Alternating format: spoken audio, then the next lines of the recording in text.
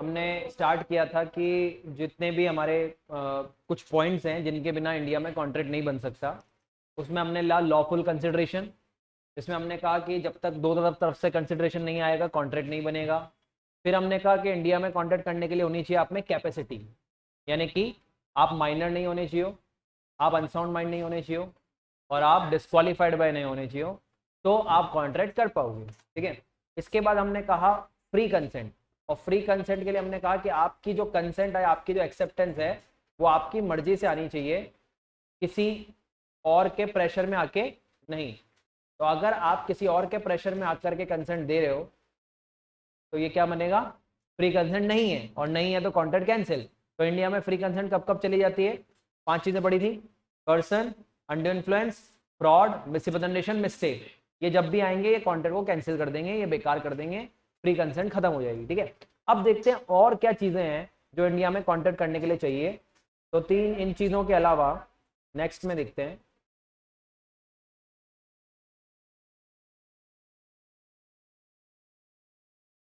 और नेक्स्ट आता है जी जो हमें चाहिए इंडिया में कॉन्ट्रैक्ट करने के लिए, दैट इज लॉफुल ऑब्जेक्ट। ठीक है। अब ये जो लॉफुल ऑब्जेक्ट है इसको समझेंगे। यहाँ पे एक वर्ड पकड़ते हैं पहले, ऑब्जेक्ट। भाई जब हम कोई भी कॉन्ट्रैक्ट इंडिया में करते हैं तो कॉन्ट्रैक्ट करने के पीछे हमारा कोई ना कोई रीजन, कोई ना कोई ऑब्जेक्ट होता है। और जिस ऑब्जेक्ट या इस इरादे से हम कॉन्ट्रैक्ट कर रहे हैं अगर वही गलत हो तो लॉ कह रहा है तुमने कितने अच्छा कॉन्ट्रैक्ट किया और तुम्हारा तो इरादा ही गलत है कॉन्ट्रैक्ट करने का, तुम्हारा तो उसका पीछे का उद्देश्य ही गलत है, ऑब्जेक्ट ही गलत है, तो मैं ये कॉन्ट्रैक्ट कैसे होने दूं। तो इंडिया में तभी कॉन्ट्रैक्ट हो पाएंगे जब आपका ऑब्जेक्ट क्या हो, लॉफुल। इसका मतलब उल्टा करूं तो कैसा नहीं होना चाहिए, अनलॉफुल। यानी कि ऐसा कोई भी ऑब्जेक्ट जो इंडिया में अनलॉफुल बोला गया है कि जी ये तो लॉ मना करता है ये मत करना, ठीक है, और फिर भी आप वो वाला ऑब्जेक्ट चूज कर रहे हो, तो भले आपने बहुत ही अच्छा ऑफर दिया है, बहुत ही अच्छा एक्सेप्ट दिया है, कंसिडरेशन भी है, कैपेसिटी भी है, फ्री कंसेंट भी है, तब भी वो कॉन्ट्रैक्ट नहीं बनाएगा। अब बात आती है कि लॉफुल ऑब्जेक्ट पता कैसे करेंगे, मतलब हमें कैसे पता पड़ेगा कि ऑब्जेक्ट सही। देखो कुछ चीजें तो हम भी जानते हैं लेकिन लॉ ने हमको बताया है। जैसे एग्जांपल के लिए मान लीजिए आप स्मगलिंग से कोई चीज मंगवा रहे हो इंडिया में, तो हाँ भाई ठीक है, आप ऑफर दे रहे हो, वो एक्सेप्टेंस दे रहा है, आप भी पैसे दे रहे हो, वो भी चीज भेज रहा है, लेकिन ऑब्जेक्ट तो गलत है। क्या है ऑब्जेक्ट, स्मगलिंग। तो स्मगलिंग का ऑब्जेक्ट से की हुई कोई भी काम को इंडिया का लॉ कैसे अलाउड कर सकता है, ठीक है, क्योंकि आपका लॉफुल ऑब्जेक्ट होने की जगह अनलॉफुल हो गया। हाँ आपने इंपोर्ट एक्सपोर्ट किया होता है, आपने ड्यूटी पे करी होती, कस्टम ड्यूटी, पूरे डॉक्यूमेंटेशन के साथ आप चीज इंडिया में लाए होते, तो मैं मान लेता आपका ऑब्जेक्ट सही है, लेकिन आप तो स्मगलिंग कर रहे हो। ठीक है। तो smuggling is not a lawful object, unlawful है, तो एग्जाम्पल हो गया। अब हम मेन बात पे आते हैं कि हम कैसे पता करें कि इंडिया में कब कब एक ऑब्जेक्ट अनलॉफुल हो जाता है। तो उसके लिए भी हमको लॉ ने बहुत सारी चीजें दी हैं। मैं इसमें जो है वर्ड अंडरलाइन करता हुआ चलूंगा, उसके बाद हम एक एक वर्ड को समझेंगे कि इंडिया में कब कब आपका ऑब्जेक्ट अनलॉफुल हो जाता है। ठीक है। चलिए तो देखिए पहला तो लाइन पढ़ रहा हूं, this the object of agreement should be lawful, it should be authorised and sanctioned by. Line समझ में आ रही है, आपको लॉ ने ऑथोराइज किया हुआ है कि ये काम आप कर सकते हैं तो कर लो। द ऑब्जेक्ट और एग्रीमेंट इज अनलॉफुल इफ क्या क्या हो जाए, पहला forbidden by law, first point, second point fraudulent, third point immoral, fourth oppose to public policy. ये सारे पॉइंट अभी हम इसमें पढ़ने वाले हैं, और इन सब रीजंस की वजह से अगर इसमें से एक भी रीजन आ गया तो आपका कॉन्ट्रैक्ट अनलॉफुल हो जाना। ठीक है। चलिए चेक करते हैं कैसे होगा। एक एक एग्जांपल लेके स्टार्ट कर रहा हूं। पहले मैं यहां लिख देता हूं कि हम पढ़ने जा रहे हैं अनलॉफुल ऑब्जेक्ट। तो जितने भी ऑब्जेक्ट मैं लिखने वाला हूं अगर वो अनलॉफुल हैं तो बाकी बचे लॉफुल हैं। ठीक है। तो चलिए पहला लेते हैं जी, फॉरबिडन बाय लॉ। अब इस कहानी को समझे, पहले तो फॉरबिडन वर्ड समझ लेते हैं। जब भी इंग्लिश में हम फॉरबिडन या लॉ का बड़ा इंपॉर्टेंट वर्ड है फॉरबिडन, फॉरबिडन का मतलब होता है सख्त मना। मना ही नहीं, बहुत तरीके से मना कर रहा हूं, ये काम बिल्कुल छेड़ना भी मत, करना भी मत। तो मैंने, और मना भी कौन कर रहा है, आप और मैं नहीं, लॉ मना कर रहा है। लॉ ने अगर इंडिया के किसी भी लॉ में एक लाइन लिखी है डोंट डू दिस, तो वो फॉरबिडन बाय लॉ है भाई। और इसका जवाब फिर से मैं आपको दे देता हूं, जो मैंने पहले भी दे दिया था। इंडिया में तो हमारी आदत है कि जो रूल बनाया जाए हम उसको तोड़ें, ठीक है। अब बात यहाँ आती है कि तोड़ तो सब रहे, लेकिन जो पकड़ में आ गया वही चोर, और जो नहीं पकड़ में आया साहूकार है, वो बड़े अच्छे से रह रहा है। मैं कहता हूं क्या मर्डर करके लोग मार्केट में नहीं घूम रहे हैं क्या? क्यों? क्योंकि उनके खिलाफ एविडेंस नहीं मिले। लेकिन मर्डर का रूल तो है इंडिया में, हम ये थोड़ी कह रहे हैं कि हर तोड़ने वाला पकड़ में आ जाएगा, बट हम पढ़ रहे हैं कि यार ऐसा होता है इंडिया में। बट जो पैसे वाला है, जो एविडेंस को दबा सकता है, जो थोड़ा चालाक है, वो ऐसे तरीके निकालेगा कि वो पकड़ में ही ना आए। तो फॉरबिडन बाय लॉ तो आप भी हो सकता है कर रहे होंगे, मैं भी कर रहा हूँ, कोई और भी कर रहा होगा। आज बड़ा सिंपल सा एग्जांपल, आप तो बिना हेलमेट के गाड़ी चला रहे हो, बहुत चालाकी से निकलते हो, देख देख के निकलते हो कौन कहां खड़ा है, नहीं आया आप 1 महीने तक पकड़ में, आपने कहा मजा आ गया भाई था, 1 महीने नहीं पकड़ में, आप कौन पकड़ेगा? 31 डे आपको धर लिया गया। और अब आप क्या कहोगे? सर 1 महीने से तो तोड़ ही रहा था, आपने तो पकड़ा ही नहीं, अब क्या 1 दिन के लिए इसका दिन ही छोड़ दो? छोड़ेगा क्या वो आपको? क्योंकि फॉरबिडन बाय लॉ है, पकड़ में आ गए तो आप चोर, नहीं तो आ जाओ जी जय हो, हमारे जैसा कोई बढ़िया आदमी नहीं है दुनिया में। जब आप दूसरों के सामने, आप बताओ आपके अंदर भी है ना तोड़ने के गुण, सब में है ना, किसी ना किसी ने सिग्नल तोड़े होंगे, ठीक है, तोड़े। और इनको तो हमारे जो 18, 20, 21 साल के लड़के हैं, नहीं आपके लिए नहीं कह रहा, सबके लिए मजा आता है। उन्हें कहा ये पुलिस वाले के सामने से बिना हेलमेट ले जाऊंगा, देखना मजा आएगा। ये मजा है, ये लाइफ है, एंटरटेनमेंट है, चाहिए। और वो भी ऐसे नहीं, अकेले नहीं, 4 4 बैठे होंगे है तो और मजा आता है।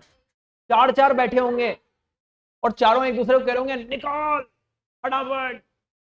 ये है आनंद है हमारी लाइफ में रूल तोड़ने का। लेकिन आप बताइए क्या जिस दिन आप पकड़े जाओगे उस दिन ये प्रॉब्लम आपको कर सकता है, क्योंकि वो फॉरबिडन बाय लॉ है। तो चलिए इसको समझते हैं। अब बात करते हैं कि इंडिया में जो भी, मैं कह रहा हूं सिर्फ कॉन्ट्रैक्ट में नहीं, इंडिया में अगर 500 से ज्यादा प्लस लॉ हैं, तो इस किसी भी लॉ में कोई भी लाइन में कोई भी चीज मना है मत करो भैया। करोगे तो फॉरबिडन बाय लॉ यहां भी होगा, वहां तो है ही सही, मैं उसे कॉन्ट्रैक्ट में भी फॉरबिडन मानूंगा। रीजन, क्योंकि कॉन्ट्रैक्ट में नहीं, इंडिया के किसी भी लॉ में कुछ मना हो मेरे लिए वो मना ही है। भाई किसी और लॉ में भी कोई मना है तो मैं उसको कैसे मना कर सकता हूं कॉन्ट्रैक्ट? भाई इंडिया का दूसरे लॉ में मना है, ठीक है। अब चलो एग्जांपल से देखते हैं कि फॉरबिडन बाय लॉ जो होता है अगर आप वो करते हो तो कॉन्ट्रैक्ट कैंसिल करवा दिए जाएंगे, या किस तरह से होता है मैं इसको थोड़ा सा एग्जांपल वाइज समझा दूं। हमारे इंडिया में एज अ कॉन्स्टिट्यूशन, कॉन्स्टिट्यूशन समझते हो ना, क्या है कॉन्स्टिट्यूशन? ये तो हिंदी मीनिंग हो गया। कॉन्स्टिट्यूशन है क्या? बुक ये सबसे अच्छा था, उन्हें तो बुक है वो तो एक हाँ चलिए कोई बात नहीं, मैं समझाता हूं। Constitution is the supreme law of India. Supreme law का मतलब समझते हो आप? ये भी नहीं समझ रहे? सारे लॉ के पिताजी, यानी कि सारे लॉ उसके अंडर आते हैं। इंडिया के कॉन्स्टिट्यूशन के बाहर कोई लॉ नहीं जा सकता। मतलब ये जो हम लॉ पढ़ रहे हैं ना, कॉन्ट्रैक्ट या आप पढ़ोगे कंपनी पार्टनरशिप, ये सब उसके अंदर बने, ठीक है। तो वो दादाजी पिताजी हैं, सब उनके बच्चे हैं। तो कॉन्स्टिट्यूशन इज अ बाउंड्री, उससे बाहर आप नहीं जा सकते। तो इंडिया के कॉन्स्टिट्यूशन में सबसे पहले हमारे एज ए इंडियन सिटीजन हमारे राइट्स और रेस्पॉन्सिबिलिटीज लिखे हुए कि अगर आप इंडियन सिटीजन हो तो आपके कुछ राइट हैं इंडिया में। और मैं बहुत सारे राइट में से एक राइट लिखता हूं, you are free to use public property. ये हमारा जन्म सिद्ध अधिकार है जो हमें एज ए इंडियन सिटीजन मिला है कि इंडिया में आपको पब्लिक प्रॉपर्टी यूज करने से कोई नहीं रोक सकता। एग्जाम्पल समझना, पब्लिक प्रॉपर्टी का मतलब क्या? ट्रेन जाके फ्री में बैठ गए नहीं, वो हाँ वो बिजनेस, पार्क, पब, हाँ पब्लिक से रिलेटेड कोई भी चीज, ठीक है। अब पॉइंट समझना, जैसे कि पार्क ले लेते हैं। आज किसी कॉलोनी के आसपास कोई पार्क बना हुआ है, कोई आकर उसमें बैठना चाहे तो कॉलोनी के आसपास वाले लोग कह रहे हैं अरे भाई साहब आप कौन, आप नहीं आ सकते यहाँ पार्क में। तो पूछेगा भाई पार्क आपका है क्या? उन्हें नहीं नहीं गवर्नमेंट ने बनाया है। तो गवर्नमेंट के पार्क में आप कौन होते हो मना करने वाले बैठने के लिए? ठीक है। क्या गवर्नमेंट की कोई भी चीज जो जनता के लिए अवेलेबल है वहां कोई भी जा सकता है, चाहे अमीर चाहे गरीब चाहे किसी भी कास्ट चाहे किसी भी रिलीजन का, ठीक है। क्या कोई बंदा आसपास का उसको मना कर सकता है आप यहाँ कैसे आए? हाँ तेरा पर्सनल पार्क हो तो तू मना कर सकता है, तेने अपने प्लॉट से अटैच कोई पार्क बना रखा है, वहां कोई किसी को ना आने दे, लेकिन सामने कोई पार्क बना हुआ है जो गवर्नमेंट ने बनाया है तो आप आ सकते हो। इवन छोड़ो कोटा का नहीं, कोई बेचारा बिहार से माँ बाप आए हैं एलन में किसी का एडमिशन कराने, वो थोड़ी देर रेस्ट करना चाहते हैं, तो क्या वो किसी पार्क में जाके नहीं बैठ सकते? आप कह दोगे बिहारी जी किधर, कोटा का है ये, आप नहीं आओगे यहाँ पे, बोल सकते हैं? नहीं, ये उनका भी। ठीक है, तो एक पॉइंट समझना, क्या हमें एक अधिकार दिया हमारे कॉन्स्टिट्यूशन ने कि आप पब्लिक प्रॉपर्टी का यूज कर सकते हो, लेकिन एट द सेम टाइम वहीं पे उसी के नीचे उन्होंने लिख दिया you can use it but you can not harm it. समझ रहे? रेस्पॉन्सिबिलिटी, जिम्मेदारी। अरे भाई यूज करो, नुकसान मत पहुंचाओ। अब क्या है, इंडिया के लोगों में तो थोड़ा सा अलग ही जलवा होता है। अगर जैसे मैं आपको बोल दूं और मैं से, तो आप फिर भी पढ़ रहे हो, मैं किसी नॉर्मल आप ना, अरे भैया पब्लिक प्रॉपर्टी पे सबका अधिकार है, हैं? कल से पार्क मेरा, मैं भी तो पब्लिक हूं। ठीक है, तो विमल खाएगा और चलो जी पार्क में। अब क्या होगा देखना, अब वो क्या कर रहा है, उन्हें यार पार्क तो मेरा ही, I am public, this is a public property, मैं पब्लिक का हिस्सा हूं, तो पार्क मेरा है, चलो जी घास उखाड़ो, कुछ भी कर रहे हैं, चलो पत्ते तोड़ो, पेड़ को गिराओ जी। और उसका हाई लेवल पहुंच गया तो कहेगा यार ये इस पार्क में स्टैचू किसका लगा हुआ है, इसका क्यों लगा है, मेरा लगना चाहिए, आई एम द पब्लिक, ना दो पत्थर, तोड़ो इसको।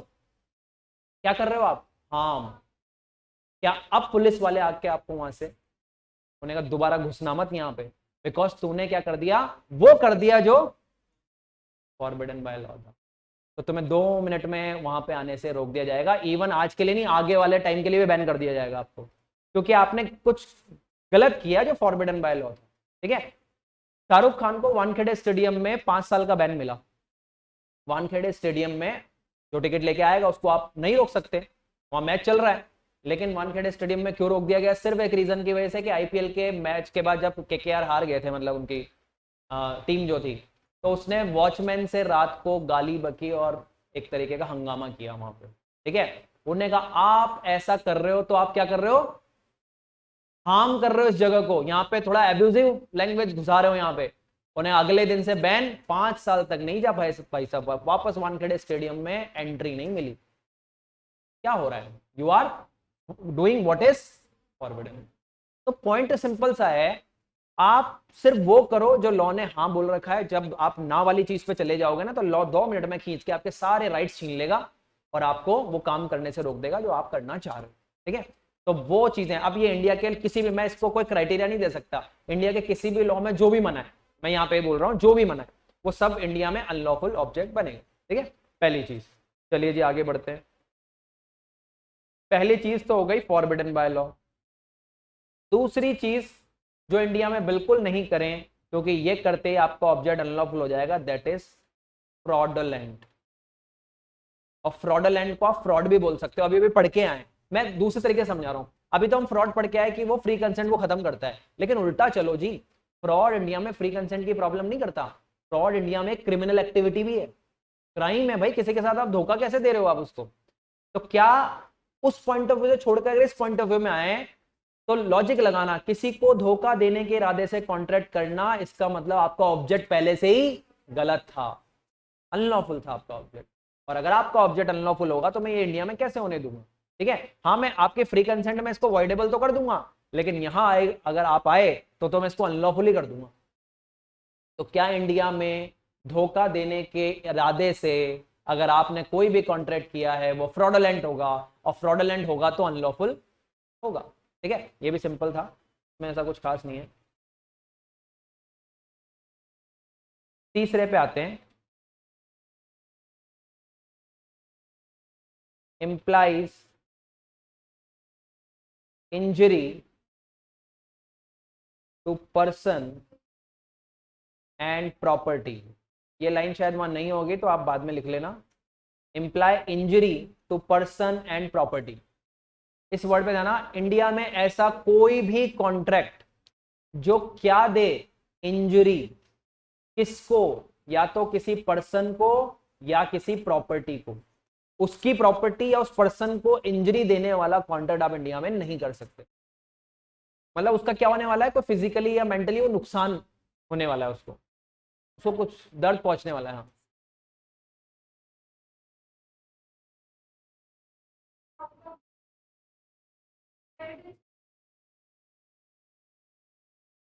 भाई किसी के पास जवाब? नीरव मोदी भाग गया, विजय माल्या भाग गया, फ्रॉड ही तो किया है। मैं बोल रहा हूं, एक वर्ड आपको हमेशा ध्यान रखना है, law works in the Indian territory. If you are out of Indian territory, how to apply that law? जो चलता ही नहीं है वहां पे। मैं पाकिस्तान, मुझे तो पता है ना, पाकिस्तान में बहुत सारे ऐसे लोग बैठे हैं जिन्होंने इंडिया पे टेररिस्ट अटैक किए हैं, एविडेंस है। क्या दाऊद इब्राहिम दुबई में बैठा हुआ है, पता नहीं है क्या उसने इंडिया में क्या किया हुआ है? मैं क्यों नहीं ला पा रहा उसको? क्यों? क्योंकि दुबई में मेरा लॉ थोड़ी चल रहा है। ठीक है, वो जिस दिन इंडिया घुस जाएगा, फिर मैंने उसको पकड़ लिया तो इंडियन टेरिटरी में मेरे हाथ में वो आ गया। तो अब ब्रिटेन कह रहा है जी, इंग्लैंड कह रहा है कि जी विजय माल्या ने मेरे यहां तो कुछ भी नहीं किया, मेरे यहां तो नॉर्मल बिजनेस कर रहा है, तो मैं इसको क्यों प्रॉब्लम में डालूं? आप बोल रहे हो तो आपके यहां जब कर लेना। इट इज जस्ट लाइक, पास वाले घर में किसी ने कोई प्रॉब्लम की है, तो पास वाला घर वाला आपसे कह रहा है कि आप भी लड़ाई लड़ो जी इससे। तो मैं क्यों लड़ू यार, तेरी प्रॉब्लम है, जब तेरे पास आए तो सुलझा लेना, मेरे से क्यों बोल रहा है? तो law works in the countries territory only. मेरी कंट्री के बाहर, मैं तो आपसे बहुत दूर की बात है, कोई नेपाल में बैठा होगा ना, मैं उसका भी कुछ नहीं कर पाऊंगा। कोई श्रीलंका में बैठा है, मैं उसका भी कुछ नहीं कर पाऊंगा। क्यों? कैसे करूंगा? नेपाल का लॉ अलग है, श्रीलंका का लॉ अलग है, पाकिस्तान का लॉ अलग है। हाँ, किसी दिन वो टेररिस्ट पाकिस्तान से इंडिया आ गया और तुमने उसको पकड़ लिया, धर लेना, मत देना दोबारा, तुम्हारी इच्छा है। तो इसलिए सबसे अच्छा रास्ता है लॉ से बचने का, इंडिया में फ्रॉड करो और बाहर भाग जाओ। मतलब इसमें वर्क नहीं करना है अपने को, सिर्फ समझा रहा हूं मैं। ठीक है, तो 100-200 करोड़ इकट्ठे किए और चलो जी इंग्लैंड में एक मकान खरीदो, वहां की सिटीजनशिप लो और वहीं रहो। ये वो लोग कर सकते हैं जिन्होंने पहले से इस तरीके का सेटअप बना के रखा हुआ है। ठीक है, चलिए अब हमारे पास वर्ड आता है, इंडिया में इंजरी देने वाला कोई भी कॉन्ट्रैक्ट जिससे किसी पर्सन को या उसकी प्रॉपर्टी को इंजरी होने वाली है, ऐसा कॉन्ट्रैक्ट में इंडिया में नहीं होने दे सकता। अब एग्जांपल लेते हैं कैसे इंजरी होने वाली है। देखिए, इसी के नीचे ले रहा हूं, यहां पे देखिए एग्जांपल क्या है। ए ने कहा बी से, बी इज अ सुपारी किलर, नो द सुपारी, मूवीज चलती हैं हमारे यहाँ, तो सुपारी दिए भाई साहब। तो ये ए को क्या है ना, ए को किसी से बदला निकालना है इस एक्स से, इसको खुन्नस है बहुत एक्स पे। उन्हें कहा क्या करूं इसका, बहुत परेशान कर रहा है मेरे को।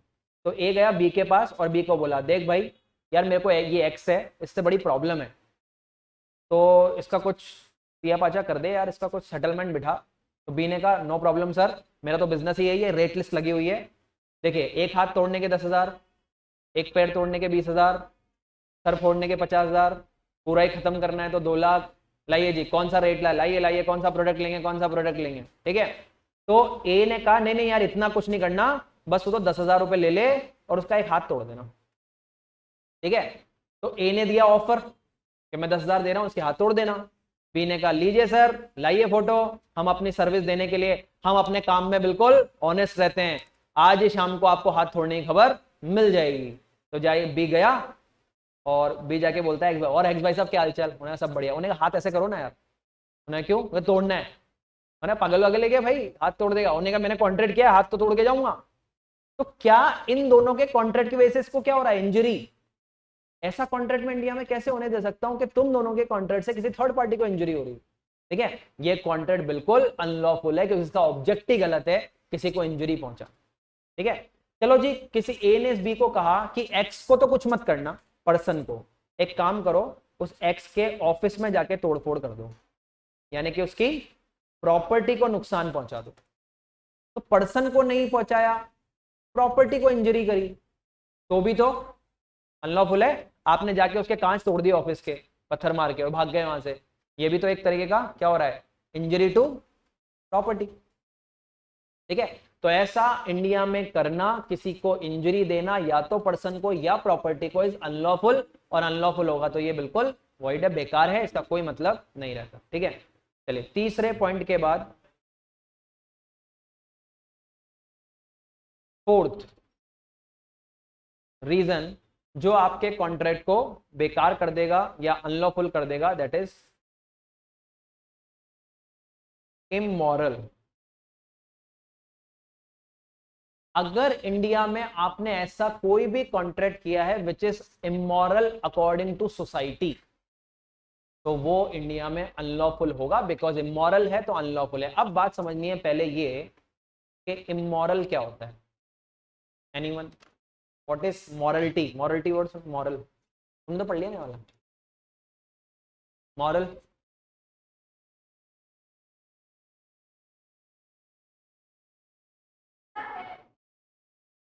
अच्छा, ये सबके साथ ही होता है। जब मेरे साथ भी होता है ना, मैं ये कहता हूँ आता तो है, बताना नहीं है। ओके, चलिए एग्जांपल ले रहा हूं मैं। मॉरलिटी इज, आप इस वर्ड को कनेक्ट करके हमेशा रखना, क्योंकि ये वर्ड हमारे कॉमर्स को छोड़ता नहीं है। मॉरलिटी और इमोरलिटी हमारे हमेशा आते हैं, ठीक है। मॉरल का मतलब होता है which is approved by society. हम जिस सोसाइटी में रहते हैं उनको जो चीज अप्रूव्ड है, मतलब वो कहते हैं कि हाँ ये कर लो, ये अच्छा है करना, दैट इज मॉरल। लेकिन सोसाइटी कहती है नहीं नहीं जी ये काम मत करना, ये तो बहुत गलत है, दैट इज इमोरल, ठीक है। Which is not approved by society is immoral, which is approved by society is moral. अब इसको कुछ एग्जांपल से समझा देता हूं। पहले मॉरलिटी समझ लेते हैं, उसके बाद फिर इसको लॉ में लाएंगे कि लॉ में क्या करने आ गया। देखिए, हिंदुइज्म में कहते हैं कि 7 फेरे लेके शादी करनी चाहिए। हमारे सोसाइटी के लोग कहते हैं कि जी बहुत अच्छी शादी होती है, क्योंकि ये भगवान के अकॉर्डिंग अग्नि को साक्षी मान के और मंत्र उच्चारण करके शादी हुई है, तो बड़ी अच्छी शादी है, ठीक है। लेकिन क्या ऐसे at a same time India में कोर्ट मैरिज भी होती है? आपको पसंद आ गया कोई, घर वाले पसंद नहीं कर नहीं रहे, उन्होंने कहा जी चलो यदि देगा घर वालों की, अपन तो चल के शादी कर लेते हैं, ठीक है। तो कहां जाओगे? कोर्ट। कोर्ट में जाके आपने जज साहब के सामने साइन किए और एक एग्रीमेंट बना, शादी तो वो भी हो गई। क्या वो भी इंडिया में एक वैलिड शादी है? लेकिन बताओ सोसाइटी वाले, देखो जी कैसा जमाना आ गया, आजकल के बच्चे बच्ची, ठीक है, थोड़ी सी भी नहीं रखी माँ बाप की, अरे कम से कम 7 फेरे तो ले लेते। क्या क्या कह रहे हैं सोसाइटी वाले, इसको अप्रूव? तो according to society this is immoral. लेकिन अगर आपने प्रॉपर तरीके से सगाई, फिर फेरे, रिसेप्शन, और उनको सबको खाना खिलाया होता बढ़िया बढ़िया, जिनका खाना रुक गया आपके भाग जाने के चक्कर में, ठीक है, तो वो क्या कहते? वाह जी मिश्रा जी बड़ी गजब की शादी करी आप, मजा आ गया जी, ठीक है। तो क्या ये जो प्रोसेस है ये क्या कह रहे हैं, सोसाइटी में अप्रूव्ड और नॉट अप्रूव्ड, ठीक है। चलिए जी, हमारी सोसाइटी में कहते हैं कि जो रोज सुबह उठ के भगवान के मंदिर या मस्जिद जहां भी जाता है और वहां पे इबादत या दर्शन करके आता है, वो बड़ा अच्छा इंसान है। मतलब वो गॉड में विश्वास करता है और सबसे पहले उठते ही भगवान के दर्शन करता है। ये सोसाइटी उन बच्चों को बड़ा अच्छा बोलती है जो सुबह सुबह ऐसा करने जाते हैं। तो वहां जो मंदिर के बाहर लेडीज बैठी रहती हैं ना, बच्चा बड़ा अच्छा है ये, इनका इनका बड़ा बताओ यार, सुबह सुबह नहा धो के मंदिर आते हैं बच्चे, कितने अच्छे हैं। लेकिन एक बार बताइए, क्या इसमें कोई लॉजिक है क्या कि जो मंदिर जाएगा या सुबह सुबह मस्जिद जाएगा या वहां जाके बात करके आएगा वो अच्छा ही इंसान होगा? जबरदस्ती है क्या? अरे भाई चोर भी मंदिर जाता है चोरी करने से पहले, हाँ जाता है, प्रभु आज जा रहा हूं बचा लेना, वहां से जितना मिलेगा उसका 10% आपका, यही होगा ना। तो क्या लॉजिक नहीं होता सोसाइटी के अप्रूव और डिसअप्रूव का? लॉजिक नहीं है, सोसाइटी बोलती है कि ऐसा करो तो हम तुमको अच्छा मानेंगे, और आप उन श्रेणी में आते होंगे, मम्मी पापा सुबह 10 बजे इसके तो यही काम है, 9-10 बजे तो उठाओ इनको, कभी तो भगवान के दर्शन कभी तो चल चलिया करो, कभी तो आज का ही दिन होता है, नौमी है, दशहरा है, अरे भगवान के दर्शन कर लो रे। हाँ वही तो कह रहा हूं ना मैं। तो हम इतने महानक्टे पे पहुंच गए लेवल पे, उन्हें कहा तो इनको रोज का ही काम है, बट वो क्या कर रहे हैं आपको डिसअप्रूव। वो आपसे कह रहे हैं अरे जी तुम बहुत गलत हो, जबकि आप अपने मन में गलत नहीं हो सकता है आपके, हम एजुकेटेड हैं या हम थोड़ा समझते हैं तो हम मानते हैं हमने तो ये भी पढ़ा है कण कण में भगवान है, आप मंदिर जाने के लिए क्यों बोल रहे हो? और कुछ कुछ तो ऐसे भी कहते हैं, कुछ कुछ तो ऐसे भी कहते हैं भगवान तो मेरे अंदर ही है, चाहे हम कितने बड़े हो जाएं, ठीक है। तो जब भगवान मेरे अंदर ही, तो मैं खुद ही बात कर लूंगा ना उनसे, मेरे को बाहर जाने की क्या जरूरत है? कुछ अपने अपने लोगों का अपने अपने लॉजिक, ठीक है। तो क्या इस पॉइंट ऑफ व्यू में हम कह रहे हैं कि इमोरलिटी कहां से आ रही है? सोसाइटी के डिसअप्रूवल से, और मॉरलिटी आ रही है सोसाइटी के अप्रूवल से। अब पॉइंट समझना, इसका लॉ में क्या लेना देना। तो लॉ का क्या लेना देना है भाई, देखिएगा। अब इंडिया का लॉ कहता है, अब भाई इंडिया का लॉ है किसके लिए? सोसाइटी के लिए ही ना, और सोसाइटी के बीच में ही तो लॉ बना है। तो लॉ एक चीज कहता है कि यार जो चीज सोसाइटी पसंद नहीं कर रही उसको लॉ भी कैसे मान सकता है, क्योंकि सोसाइटी के लिए लॉ है, लॉ के लिए सोसाइटी नहीं है। ठीक है, और इसका एग्जांपल आप समझे लॉ क्या कह रहा है। देखो जी, हिंदूज 2-5 हजार साल से जैसे जीते हुए आए हैं, मैं उनका जीने का तरीका नहीं बदल सकता। मोमडन्स जैसे रहते आए उनका जो तरीके हैं रहने के, मैं उनको नहीं बदल सकता। बुद्धिज्म पारसीज्म में लोग जैसे रहते आए वो उनका तरीका है। तो भाई मैं कौन होता हूं? मैं, लॉ तो कब से आया इंडिया में? 1947 के बाद। बट हमारे रिलीजन और हमारे रहने के तरीके तो हजारों साल पुराने। तो लॉ कहता है भाई मैं इनको चेंज नहीं करूंगा। देखो सोसाइटी की जो चीजें हैं वो सोसाइटी के हिसाब से रहनी चाहिए। तो लॉ कहता है कि अगर कल को कोई आके मुझे बोलता है कि जी इस सोसाइटी में इमोरलिटी हो रही है, तो बिल्कुल मैं उस कॉन्ट्रैक्ट को कैंसिल कर दूंगा। But immorality and morality will be decided according to society. और आप और मैं डिसाइड नहीं करेंगे, कौन करेगा? जज साहब। उस एरिया के जज साहब डिसाइड करेंगे कि उस एरिया में क्या मॉरल और क्या इमोरल। ठीक है, अब इसका मतलब मैं क्या कहना चाह रहा हूं, अगर कोटा में केस गया तो कोटा के जो जज साहब हैं वो कहां की सोसाइटी देखेंगे? कोटा की। लेकिन यही केस अगर दिल्ली में गया तो दिल्ली के जज साहब कोटा नहीं देखेंगे, दिल्ली के जज साहब दिल्ली देखेंगे कि दिल्ली में ये चीज कैसी है। अब मैं एग्जांपल वाइज अगर चलूं तो क्या मैं लाइन बोल सकता हूं, something is immoral in Kota will be moral in Delhi? हाँ, something in moral in Delhi will be moral in Mumbai, हो सकता है। तो ऐसे पॉइंट ऑफ व्यू में आप देखो, एग्जांपल वाइज लेते हैं, आज भी गांव में तो बहुत सारी लेडीज घूंघट लेके रहती हैं और उनका घूंघट हट जाना इमोरलिटी माना जाता है वहां पे। उन्होंने कहा देखो देखो इन्होंने घूंघट हटा दिया। लेकिन कोटा की लड़की घर में जाने से पहले, भैया फालतू बात नहीं, घूंघट वूंघट नहीं लोगे, यहाँ पे वो चीज खत्म हो गई। ठीक है, आप अपने हिसाब से रह सकते हैं। तो दिल्ली में जाओगे तो घूंघट छोड़ो और मामला, और फिर मुंबई चला तो उर्फी जावेद आ जाए तो और प्रॉब्लम क्रिएट कर दे। ठीक है, तो ऐसी कंडीशन में क्या हो रहा है, धीरे धीरे क्या क्रिएट होता जा रहा है, जो चीज यहां क्या हो रही है इमोरल, मतलब हमारे लिए वो दिल्ली वालों के अरे तो बड़ी नॉर्मल चीज है भाई, मुंबई वाले कह रहे अरे तो बहुत नॉर्मल है हमारे लिए, तो उनके सोसाइटी के हिसाब से नॉर्मल हो सकता है। बट जैसे जैसे आप गांव में बढ़ते जाएंगे वो इमोरलिटी मान ली जाएगी। तो कोटा के जज साहब कोटा की सोसाइटी देख के डिसाइड करेंगे, दिल्ली के जज साहब दिल्ली की सोसाइटी देख के डिसाइड करेंगे। ठीक है, कि इमोरलिटी क्या है। अब इसको एग्जांपल में लेके फटाफट से कंप्लीट करते हैं कि मान लीजिए ये एक टेंपल है और इस टेंपल के सामने एक रोड जा रहा है और इस रोड के उस साइड पे काफी सारी शॉप्स हैं। ठीक है, अभी अभी इस टेंपल के जस्ट सामने वाली शॉप खाली थी और जस्ट सामने वाली शॉप में किसी ने लाइसेंस लेके लिकर शॉप खोल ली, शराब की दुकान। ठीक है, तो भाई गवर्नमेंट लाइसेंस दे रही है, मुझे दुकान मिल रही है, तो मैं क्यों ना खोलूं, मैंने ले ली। ठीक है, अब हुआ क्या, दुकान खुल गई। दुकान खुलने के बाद जो लोग टेंपल में आते हैं रोज दर्शन करने, तो आप अपने आप को रख के देखो जी, आप गए मंदिर में दर्शन करने, है प्रभु, पीछे मुड़ के देखा तो महाप्रभु। उनने कहा यार ये क्या हो रहा है यार, क्या अब ऐसे दिन आ गए कि मंदिर के सामने शराब की दुकानें खुलेंगी? यार ये तो बड़ा गलत हो रहा है सोसाइटी में। ठीक है, तो क्या इस टेंपल में रेगुलर आने वाले लोग कहां जाएंगे? कोर्ट। और कोर्ट में जाके बोलेंगे सर इस लिकर शॉप को टेंपल के सामने से बंद कराओ और कहीं खुलवाओ, क्योंकि टेंपल के सामने हमारे हिसाब से हमारी सोसाइटी कहती है कि टेंपल के सामने शराब की दुकान होना इज इमोरलिटी। तो कोर्ट्स में जज साहब चेक करवाएंगे कि यार इस एरिया में ऐसा होता है या नहीं होता, और अगर ये पहली बार हुआ है तो ये चीज नहीं होनी चाहिए, क्योंकि टेंपल के सामने खोलना लिकर शॉप इज इमोरलिटी, और इमोरलिटी है तो ये अनलॉफुल है। तो जज साहब इस दुकान को बंद करवा देंगे, शॉप को बंद करवा देंगे। तो बताओ किस किसका कॉन्ट्रैक्ट कैंसिल हुआ? लिकर शॉप बंद होने पे किसका कॉन्ट्रैक्ट कैंसिल हुआ? शॉप वाले का किसके साथ? गवर्नमेंट के साथ। गवर्नमेंट ने लाइसेंस दिया था, वो कह रहा है कोर्ट में सर देखो लाइसेंस है, गवर्नमेंट ने मेरे को, हाँ भैया मैंने फीस भरी है। बोलेगा गवर्नमेंट का लाइसेंस कैंसिल, गवर्नमेंट तुम्हें दोबारा लाइसेंस दे और किसी और जगह खुला है, बिकॉज कोर्ट इज सुप्रीम और कोर्ट ने ऑर्डर दिया है कि मॉरल है तो ये बंद होगा। ठीक है, और छोटे से एग्जांपल ले लो, वेजिटेरियन कॉलोनी में नॉनवेज की दुकान, इमोरलिटी हो सकती है?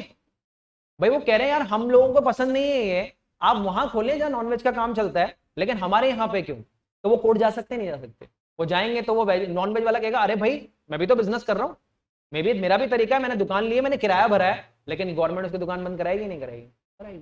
ठीक है, तो यहां पे ये जो सिस्टम बन रहा है आप समझे कि कॉन्ट्रैक्ट कैंसिल होंगे किस बेस पे कि अगर आप ये साबित कर दो कि वो इमोरल है तो। ठीक है, चलिए ये फोर्थ तरीका था हमारा इमोरलिटी क्रिएट करने का, सॉरी अपोज टू पब्लिक।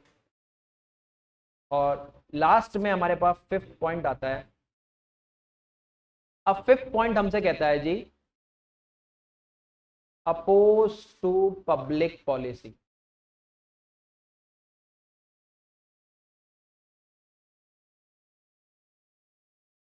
अब देखिए कहां आ गए। सबसे पहले जो भी इंडिया में फॉरबिडन बाय लॉ है वो क्या होगा? अनलॉफुल। फॉरबिडन बाय लॉ के बाद फ्रॉडलेंट, धोखे से भरा हुआ। तीसरा, अगर आप कोई भी ऐसा कॉन्ट्रैक्ट कर रहे हो जिससे किसी को इंजरी होने वाली है। फोर्थ, आप ऐसा कोई कॉन्ट्रैक्ट कर रहे हो जो सोसाइटी को अप्रूव्ड नहीं है। और लास्ट में अपोज टू पब्लिक पॉलिसी क्या होता है, उसको समझने के लिए पहले समझे पब्लिक पॉलिसी क्या होती है। Public policy is the policy which is created by government for public. बताइए गवर्नमेंट है किसके लिए? पब्लिक के वेलफेयर के लिए।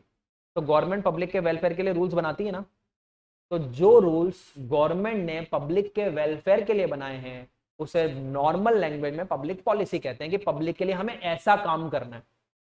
लेकिन इंडिया में अगर कोई भी पर्सन उस पब्लिक पॉलिसी के क्या गया, अपोज, अगेंस्ट में गया, तो भाई गवर्नमेंट की पब्लिक पॉलिसी है भाई, इसके अगेंस्ट में जाके काम करोगे तो ऐसा कॉन्ट्रैक्ट कैसे होने दे सकता हूं? ये तो अनलॉफुल हो गया। बेस्ट एग्जांपल, वैसे तो काफी सारे हैं, ब्राइब लेना यानी कि रिश्वत। ठीक है, आप बताइए गवर्नमेंट ऑफिस में क्या रूल है? भाई गवर्नमेंट ऑफिसर किसके लिए बिठाया हुआ है? पब्लिक के वेलफेयर के लिए। भाई हमने एक डिपार्टमेंट खोला, यहाँ पे हमने इतने सारे ऑफिसर बिठाए, इनको लाखों की पेमेंट दे रहे हैं, सिर्फ किसके लिए? ताकि पब्लिक को ये सर्व करें। ठीक है, तो एक डिपार्टमेंट के अंदर जब वो बैठा होता है तो आपको पता है उसको भी समझाया हुआ, वहां एक बोर्ड लगा होता है, रिश्वत देना अपराध है। ठीक है, पैसे ना दें, अगर कोई आपसे पैसे मांगे तो हमें यहाँ पे शिकायत करें। लेकिन इसके बावजूद भी जब आप काम कराने अंदर जाते हो, सर मेरी फाइल पे साइन कर दो, तो अधिकारी, उन्होंने कहा फाइल में वजन नहीं आ रहा सर, साइन कैसे करें? ठीक है, उन्होंने कहा सर देखो कितनी भारी फाइल है, उन्हें नहीं नहीं नहीं सर वो मिठाई का डब्बा चाहिए। ठीक है, अब वो इनडायरेक्टली बोल रहा है, बेचारा समझ रहा, अबे पैसे दे तो काम करूं। तो क्या अपना काम निकलवाने के लिए कभी कभी हमें पैसे पहुंचाने पड़ते हैं?